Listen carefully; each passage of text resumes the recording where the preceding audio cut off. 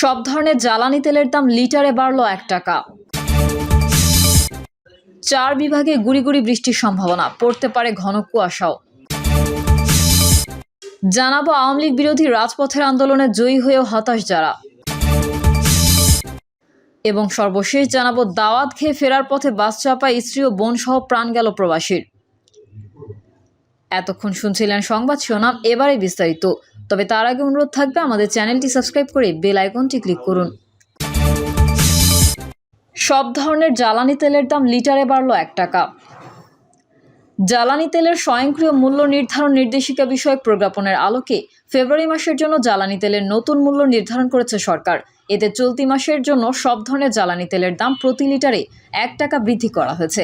ঘোষণায় জানানো হয়, ডিজেল কেরোসিনের দাম ১০৪ টাকা থেকে ১ টাকা বৃদ্ধি করে ১০৫ টাকা, অকটেনের দাম ১২৫ টাকা থেকে ১২৬ টাকা ও পেট্রোলের দাম ১২১ টাকা থেকে ১২২ টাকা নির্ধারণ করা হয়েছে। নতুন এই মূল্য আগামীকাল থেকেই কার্যকর হবে বলে জানিয়েছে মন্ত্রণালয়। বিশ্ববাজারে জ্বালানি তেলের মূল্য হ্রাস বৃদ্ধির সঙ্গে সামঞ্জস্য রেখে স্বয়ংক্রিয় পদ্ধতিতে দেশে ভোক্তা পর্যায়ে প্রতি মাসে জ্বালানি তেলের মূল্য নির্ধারণে প্রাইসিং ফর্মুলা করা হয়। ৪ বিভাগে গুড়ি গুড়ি বৃষ্টির সম্ভাবনা, পড়তে পারে ঘন কুয়াশাও। আগামীকাল ২৪ ঘন্টায় নোয়াখালী, কুমিল্লা অঞ্চল সহ ঢাকা, ময়মনসিংহ, বরিশাল ও সিলেট বিভাগের দু এক জায়গায় হালকা বৃষ্টি বা গুড়ি গুড়ি বৃষ্টির সম্ভাবনা রয়েছে। এছাড়া দেশের অন্যত্র অস্থায়ীভাবে আংশিক মেঘলা আকাশ সহ আবহাওয়া প্রধানত শুষ্ক থাকতে পারে। একই সঙ্গে এ সময় দেশের বিভিন্ন অঞ্চলে মাঝারি থেকে ঘন কুয়াশা পড়তে পারে এবং তা কোথাও কোথাও দুপুর পর্যন্ত অব্যাহত থাকতে পারে। ফলে ঘন কুয়াশার কারণে বিমান চলাচল, অভ্যন্তরীণ নদী পরিবহন এবং সড়ক যোগাযোগ সাময়িকভাবে ব্যাহত হতে পারে। এতে সিনপটিক অবস্থা সম্পর্কে বলা হয়েছে, উপমহাদেশীয় উচ্চচাপ বলয়ের বর্ধিতাংশ বিহার ও তৎসংলগ্ন এলাকায় অবস্থান করছে। মৌসুমের স্বাভাবিক লঘুচাপ দক্ষিণ বঙ্গোপসাগরে অবস্থান করছে। পূর্বাভাসে আরও বলা হয়েছে, পরবর্তী ২৪ ঘন্টায় সারা দেশে রাত ও দিনের তাপমাত্রা প্রায় অপরিবর্তিত থাকতে পারে। তবে শনিবার সারা দেশে রাতের তাপমাত্রা প্রায় অপরিবর্তিত থাকতে পারে এবং দিনের তাপমাত্রা সামান্য বাড়তে পারে। এছাড়া রোববার সন্ধ্যা ৬টা থেকে পরবর্তী ২৪ ঘন্টায় সারা দেশে রাত ও দিনের তাপমাত্রা ১ থেকে ২ ডিগ্রি সেলসিয়াস কমতে পারে বলেও জানা হয়েছে। এছাড়া বর্ধিত ৫ দিনের আবহাওয়ার অবস্থা পর্যালোচনায় তাপমাত্রা আরও কমতে পারে বলে জানানো হয়েছে। আওয়ামী লীগ বিরোধী রাজপথের আন্দোলনে জয়ী হয়েও হতাশ যারা। বাংলাদেশ বাম দলগুলোতে ৩টি ধারা লক্ষ্য করা যায়। একটি ধারা আওয়ামী লীগের সঙ্গে, আরেকটি বিএনপি ধারার সঙ্গে আন্দোলন ও ক্ষমতার অংশীদার হতে আগ্রহী এবং অন্যটি এই দুই ধারার মাঝামাঝি বা কোনোটিতে নেই। বৈষম্যবিরোধী ছাত্র আন্দোলনের ব্যানারে দলমত নির্বিশেষে লাখো জনতা জুলাই আগস্টের গণ অভ্যুত্থানে সাড়া দিয়েছিল।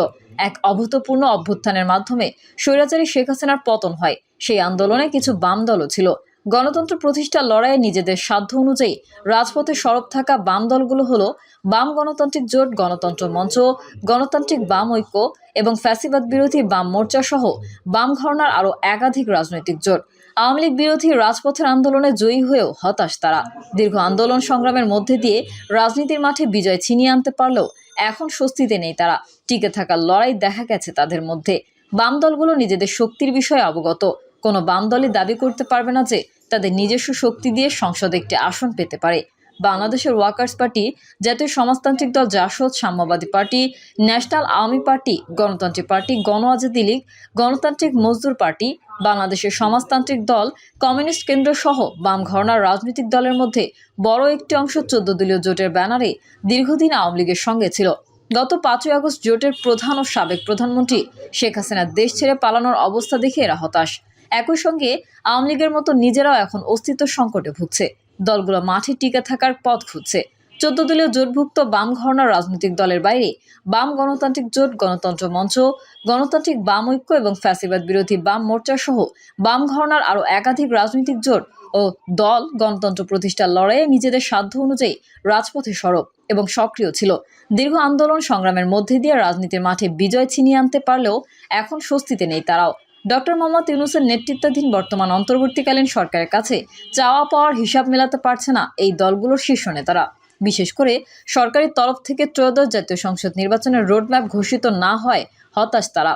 এছাড়া আইন শৃঙ্খলা পরিস্থিতির ক্রমাগত অবনতি, আর্থিক খাতে শৃঙ্খলা ফিরিয়ে আনা ও সিন্ডিকেট ভাঙতে না পারা নিত্য প্রয়োজনীয় দ্রব্যমূল্যের সীমাহীন ঊর্ধ্বগতি সহ জনজীবনের সমস্যাগুলো লাগামহীন গতিতে বাড়তে থাকায় বিক্ষুব্ধ বামপাড়ার এসব জোট ও দলগুলো।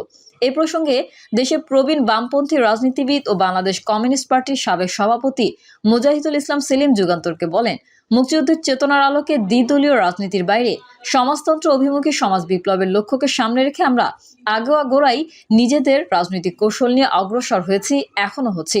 আমরা মনে করি আওয়ামী ফ্যাসিস্ট দুঃশাসনের বিরুদ্ধে সংগ্রাম একদিনে কিংবা কোনো মাস্টার মাইন্ডের কারণে মাত্র 2 মাসও হয়নি। এই সংগ্রাম ধাপে ধাপে গড়ে উঠেছে এবং এই আন্দোলনের মূল মাস্টার মাইন্ড দেশের জনগণ। সিপিবি, বিভিন্ন ধরনের বাম দল, বাম গণতান্ত্রিক জোট দ্বিদলীয় রাজনীতির বাইরে জন আকাঙ্ক্ষা পূরণে ভূমিকা রাখতে কাজ করে যাচ্ছে। গণতন্ত্র মঞ্চের অন্যতম শীর্ষ নেতা ও বিপ্লবী ওয়ার্কার্স পার্টির সাধারণ সম্পাদক সাইফুল হকের সঙ্গে এই প্রসঙ্গে যুগান্তরের কথা হয়। তিনি বলেন, শেখ হাসিনা সরকারের পতনের পর ডক্টর মোহাম্মদ ইউনূসের নেতৃত্বে যে সরকার গঠিত হয়েছে তাদের কাছে সাধারণ মানুষের প্রত্যাশা অনেক। বিশেষ করে আইন শৃঙ্খলা পরিস্থিতির চরম অবনতি এবং নিত্য প্রয়োজনীয় দ্রব্যমূল্যের ঊর্ধ্বগতি জনজীবনে অসন্তোষ বাড়িয়েছে। কারো জীবনের নিরাপত্তা নেই, চুরি, ডাকাতি, চাঁদাবাজি, ছিনতাই, খুন, রাহাজানি, মাস্তানি, জবরদখল বাড়ছেই। নির্ভয়ে মানুষ ঘর থেকে বের হতেও পারছে না। একইভাবে বাজার পরিস্থিতি কোনোভাবেই এই সরকার সামাল দিতে পারছে না। বিভিন্ন পণ্যে ভ্যাট আরোপ করে সমস্যা আরও বাড়িয়েছে। বেশ কিছু আমদানিকৃত পণ্যের শুল্ক প্রত্যাহার করা হয়েছে, কিন্তু এরপরও বাজারে তার প্রভাব পড়েনি। বরং সরকারের কারো কারো অতিকথন, ছাত্রদের অতিকথন রাজনৈতিক দলগুলোর মধ্যে দূরত্ব বাড়িয়ে দিয়েছে। সরকারের নিরপেক্ষতা নিয়েও প্রশ্ন উঠেছে। তিনি বলেন, গণ অভ্যুত্থান পরবর্তী সরকার এখন পর্যন্ত নির্বাচনের রোডম্যাপ ঘোষণা করেনি। আগে সংস্কার, আগে বিচার, এরপর নির্বাচন, এসব কথা কেউ বলেছেন। আমরা মনে করি সংস্কার, বিচারিক প্রক্রিয়া যেন অব্যাহত থাকবে, তেমনি নির্বাচনী প্রক্রিয়াকে এগিয়ে নিতে হবে। বামপাড়ার দলগুলোর বিষয়ে যারা খোঁজখবর রাখেন তারা জানেন, তোপখানা, পুরান পল্টন, সেগুনবাগিচা এবং গুলিস্তান, এই 4 এলাকা ঢাকার রাজনৈতিক অঙ্গনে বামপাড়া বলে বিবেচিত।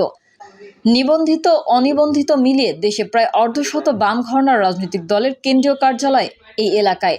এদের মধ্যে 4টি দল স্থায়ী কার্যালয়ে, বাকিরা সবাই ভাড়া বাড়িতেই অফিস বানিয়ে দলীয় কার্যক্রম পরিচালনা করে আসছেন। শুধু তাই নয়, তোপখানা, পুরান পল্টন, সেগুনবাগিচা এবং গুলিস্তান বাম দলগুলোর যাবতীয় কর্মকাণ্ড, সভা সমাবেশ এই এলাকার মধ্যেই দীর্ঘদিন ধরে সীমাবদ্ধ। মুক্তাঙ্গনে একসময় তারা সরব থাকলেও এখন সরব জাতীয় প্রেস ক্লাবের সামনে। সীমিত শক্তি এবং সমর্থন নিয়ে কম বেশি প্রতিদিনই এরা কার্যক্রম চালিয়ে যাচ্ছে। জানা গেছে, 14 দলীয় জোটের শরিক বাম দলগুলোর বাইরে বাম ঘরানার আরও 4টি জোট রাজনীতির মাঠে পুরো মাত্রায় সক্রিয়। এই 4টি জোটের শরিকরাই বিগত সরকার বিরোধী আন্দোলন সংগ্রামে নিজেদের সাধ্য অনুযায়ী রাজপথে সক্রিয় ছিল। এদের মধ্যে 3 জোট বিএনপির সঙ্গে যুগলবদ্ধভাবে, একটি জোটের শরিকরা আওয়ামী লীগ ও বিএনপি দ্বিদলীয় রাজনীতিকের বাইরে নিজেদের অবস্থান জানান দেওয়ার চেষ্টা করে যাচ্ছে অনেকদিন ধরেই। বহুধাবিভক্ত এই বাম দলগুলোর দেশে বাম বিকল্প শক্তি হিসেবে নিজেদের গড়ে তোলার প্রতিশ্রুতি দিলেও তারা সফল হতে পারেনি। অভ্যন্তরীণ বিরোধ ও মতদ্বৈততার পাশাপাশি বিভিন্ন সময় ছোট থেকে আরও ছোট হয়ে রাজনীতির মাঠে নিজেদের অবস্থান এবং আকর্ষণ দুটোই হারিয়েছে বামপাড়ার অধিকাংশ দল।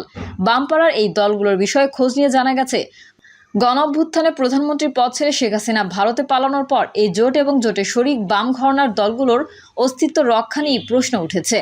পরবর্তীতে রাজনৈতিক পরিস্থিতিতে এর মধ্যে কোনো শরিক বাম দলে দেখা দিয়েছে ভাঙন। এই মুহূর্তে জোটের সব দলে নিজেদের রাজনৈতিক সত্তা টিকিয়ে রাখার প্রাণপণ লড়াইয়ে। গণরোষের ভয়ে কোনো দলই নামছে না মাঠের কর্মসূচিতে।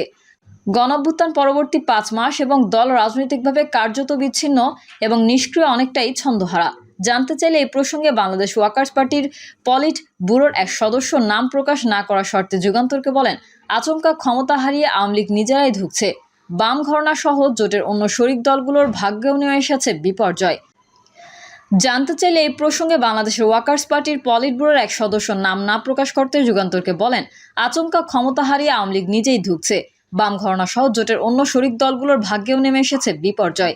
এর মধ্যে জোটের শরিক বাংলাদেশের ওয়ার্কার্স পার্টির সভাপতি রাশেদ খান মেনন এবং জাতীয় সমাজতান্ত্রিক দল জাসদের সভাপতি হাসানুল হক ইনুজ জুলাই আগস্টে সংঘটিত একাধিক হত্যা মামলার আসামি হয়ে কারাবন্দী। দুর্নীতি, লুটপাট সহ নানা অভিযোগ ওঠায় এই 2 সাবেক মন্ত্রীর বিরুদ্ধে বিচার প্রক্রিয়া অব্যাহত রয়েছে। পাশাপাশি হত্যা সহ একাধিক মামলার আসামি হয়ে 14 দলীয় জোটের শরিক দলের শীর্ষ নেতা সহ দেশের বেশিরভাগ নেতাকর্মী পালিয়ে বেড়াচ্ছেন। এই অবস্থায় আমাদের টিকে থাকাই দায় হয়ে পড়েছে। এই প্রসঙ্গে জাতীয় সমাজতান্ত্রিক দল জাসদের দপ্তর সম্পাদক সাজ্জাদ হোসেন যুগান্তরকে বলেন, বৈরী পরিবেশে রাজনীতি করার অভিজ্ঞতা আমাদের আছে। ৭৫ পরবর্তী সামরিক সরকারের শাসনামলেও তাদের দলীয় কর্মকাণ্ড নিজেদের মতো করে অব্যাহত রেখেছি। অতীত অভিজ্ঞতাকে কাজে লাগিয়ে গণতান্ত্রিক রাজনীতির ধারায় আগের মতোই জাসদ অবদান রাখবে। প্রিয় দর্শক, এই ছিল এখনকার সর্বশেষ সংবাদ। আপডেটের সংবাদ পেতে চ্যানেলটি সাবস্ক্রাইব করে বেল আইকনটি ক্লিক করুন। কমেন্টে আপনার মতামত জানিয়ে আমাদের সাথেই থাকুন। ধন্যবাদ সবাইকে। আল্লাহ হাফেজ।